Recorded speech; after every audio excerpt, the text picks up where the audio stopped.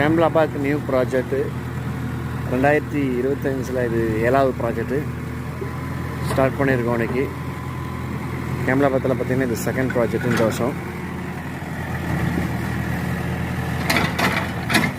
Foundation பார்த்திங்கன்னா ஒரு 6 feet plan பண்ணியிருக்கோம், ஒரு 6 அடி. ஏன்னா கிட்டத்தட்ட இது 1 ஃபீட்டு வந்து ரோட் லெவலிருந்து மண் கொஞ்சம் மேலே இருக்குது.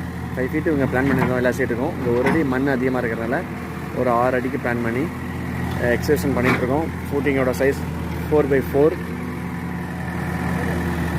ஐசோலேட்டட் ஃபூட்டிங்னா இண்டிவிஜுவல் ஃபூட்டிங், தனித்தனி ஃபூட்டிங். ஃபூட்டிங்ஸ்லேயே பல டைப் இருக்குது. ஸ்டிப் ஃபூட்டிங்கு,